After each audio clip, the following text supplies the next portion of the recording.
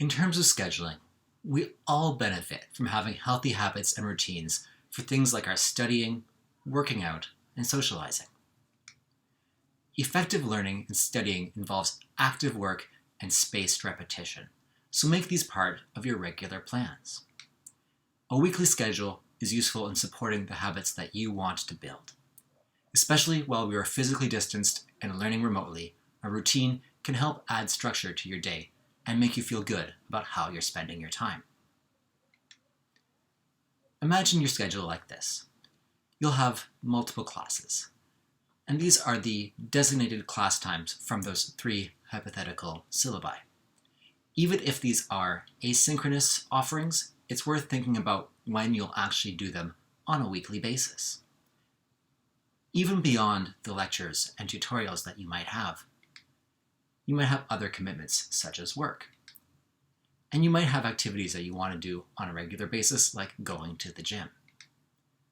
If you have the idea of all the other things that are going on with each of your classes, you'll start to realize that you'll have to do prep for classes and labs, write up your lab experiences, prepare for a Q&A, or make sure that you take care of a weekly summary.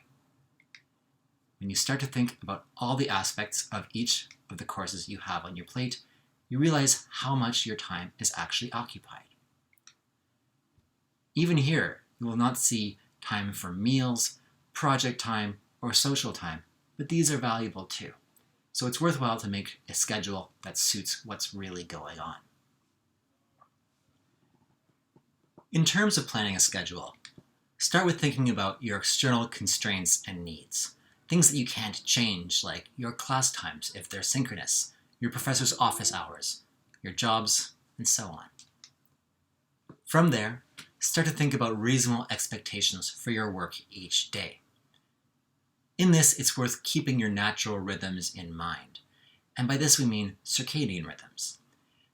Some of us do our best work early in the morning. Others do our best work later in the day.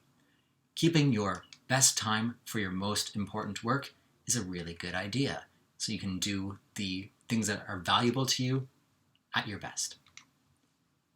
It's worth keeping in mind how changing tasks can impact your work. For instance, it can be tough to write creative new ideas after having gone through a lot of repetitive tasks, so prioritizing them in terms of the order is a good idea. It's also worth keeping in mind that everyone gets bored or drained eventually. It can help to change tasks and to take breaks. Any schedule will need adjustment, so come back to these plans regularly and change them as you need to. Throughout the year, Academic Success runs time management boot camps to help people set their effective schedules. Visit Academic Success again to get more help on figuring out what suits you best. Details for all of these time management boot camps can be found on CLNX. If you're not a fan of scheduling, that's okay. You can use prioritization techniques and flexible routines instead.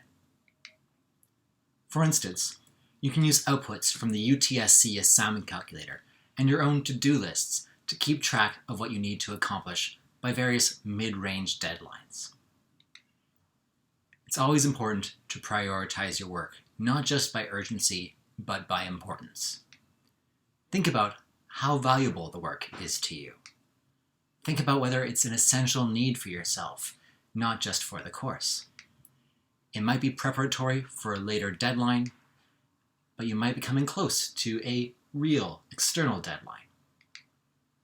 Thinking about whether it is an absolute deadline or a suggestion is worthwhile, as is figuring out what would be the penalty if you missed that deadline. Sometimes it's worth prioritizing a higher value job over a lower value job and taking a bit of a hit in terms of your overall grade on that small assignment. It's also worth thinking about whether the deadline can be shifted and how you might go about doing this. Sometimes emailing your professor or talking to your TA can be useful in adjusting when things come due. Asking in advance is always a good idea.